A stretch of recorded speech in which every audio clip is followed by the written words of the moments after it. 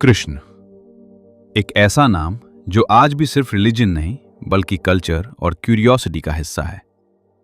लेकिन असली सवाल यह है कि क्या कृष्ण सच में एक हिस्टोरिकल पर्सनालिटी थे या सिर्फ एक रिलीजियस सिंबल बनकर रह गए हैं। इस सवाल पर हिस्टोरियंस, आर्कियोलॉजिस्ट और स्कॉलर्स सालों से रिसर्च कर रहे हैं। कुछ लोग कृष्ण को मिथ मानते हैं तो कुछ उन्हें एक रियल लीडर मानते हैं जिनकी लाइफ स्टोरी समय के साथ डिवाइन बन गई।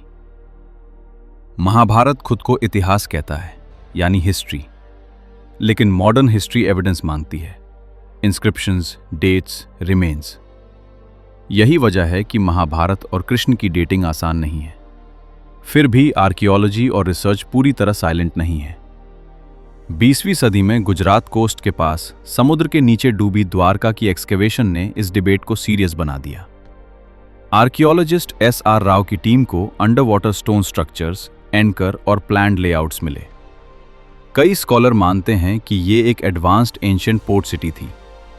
हालांकि सभी एक्सपर्ट्स अग्री नहीं करते कि यही महाभारत वाली द्वारका है, लेकिन इतना क्लियर है कि यह सेटलमेंट इमेजिनरी नहीं थी।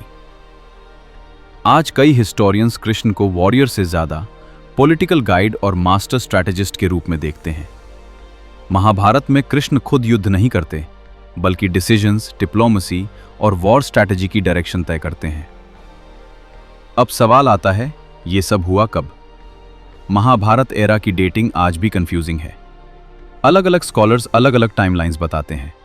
कुछ 1500 BCE, कुछ 2000 BCE और कुछ 3000 BCE तक जाते हैं। इंडियन टेक्स्ट में डेटिंग सिर्फ किंग्स की लिस्ट से नहीं होती, बल्कि एस्ट्रोनॉमी से भी होती है। महाभारत में ग्रहों, नक्षत्रों और इक्लिप्सिस का मेंशन है। मॉडर्न साइंटिस्ट्स इन डिस्क्रिप्शंस को कंप्यूटर सिमुलेशन से मैच करते हैं। प्रॉब्लम यह है कि इंटरप्रिटेशन बदलते ही डेट भी बदल जाती है। इसलिए सच ये है कि कृष्ण या महाभारत वॉर की कोई सिंगल कंफर्म डेट नहीं है। ये टॉपिक आज भी ओपन रिसर्च और डिबेट का हिस्सा है। अक्सर दुनिया का सबसे बड़ा वॉर कहा जाता है। टेक्स्ट में 18 अक्षौहिणी आर्मीज का जिक्र है। नंबर्स बहुत मैसिव लगते हैं, लाखों सोल्जर्स, हजारों चैरियट्स और एलिफेंट्स। मॉडर्न हिस्टोरियंस मानते हैं कि ये नंबर्स सिंबॉलिक हो सकते हैं। संभव है कि महाभारत वॉर असल में कई बड़े छोटे कॉन्फ्लिक्ट्स की कंबाइंड मेमोरी हो, जिसे एपिक फॉर्म में लिखा गया। लेकिन यह तय है कि उस टाइम का यह सबसे बड़ा ऑर्गेनाइज्ड कॉन्फ्लिक्ट रहा होगा।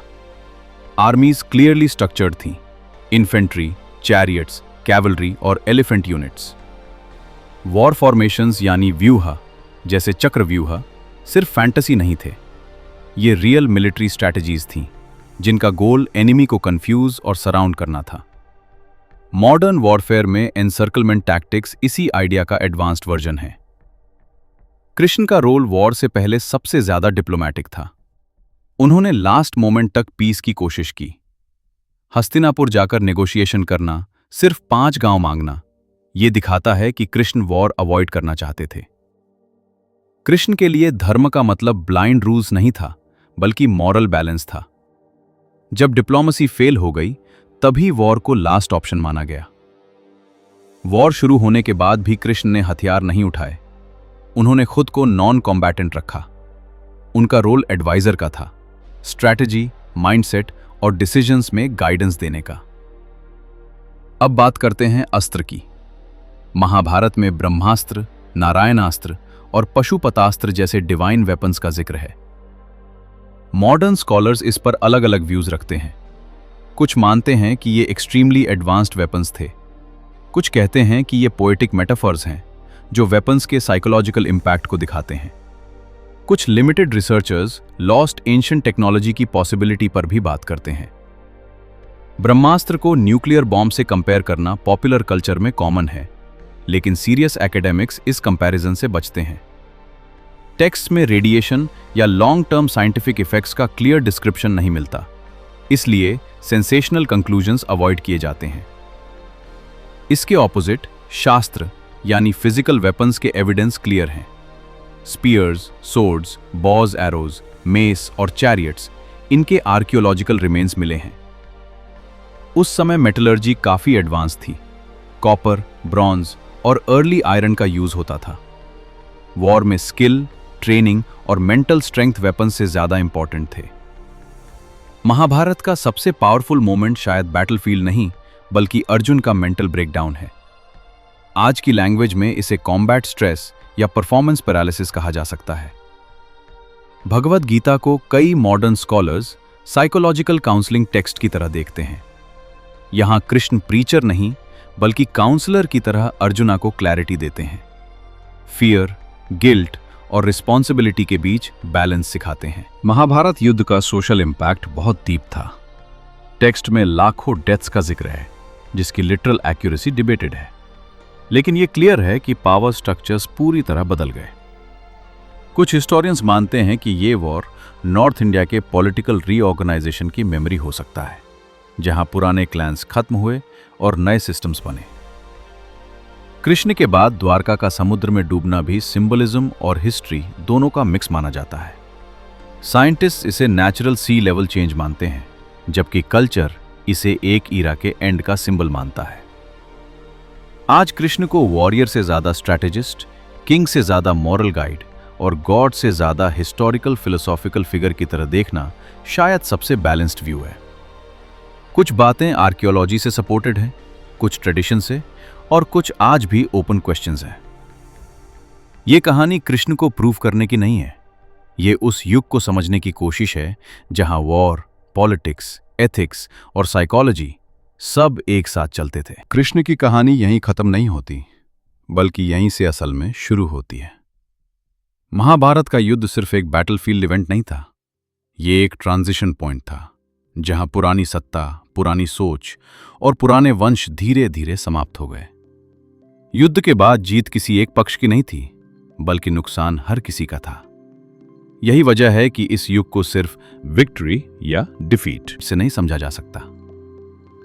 कृष्ण ने कभी खुद को एक हीरो की तरह प्रेजेंट नहीं किया। उन्होंने क्राउन नहीं पहना, हथियार नहीं उठाए और क्रेडिट भी नहीं लिया। उनका असली योगदान डिसीजंस में था, कब बोलना है, कब चुप रहना है, कब पीस ट्राई करनी है और कब वॉर अनअवॉइडेबल है। यही उन्हें वॉरियर नहीं, बल्कि स्ट्रैटेजिस्ट बनाता है।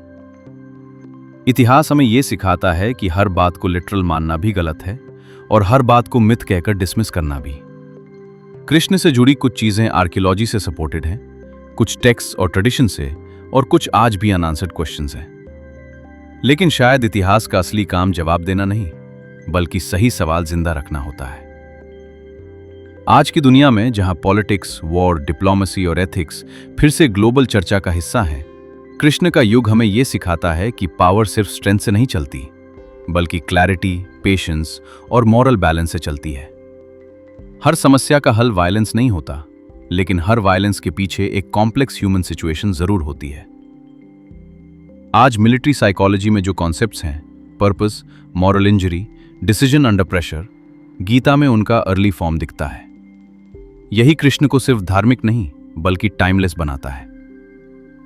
कृष्ण वॉरियर नहीं थे, वो स्ट्रैटेजिस्ट थे। रूलर नहीं थे, वो गाइड थे। गॉड मानो या हिस्टोरिकल फिगर, लेकिन एक बात साफ है, उन्होंने युद्ध को नहीं, बल्कि डिसीजन मेकिंग को रीडिफाइन किया।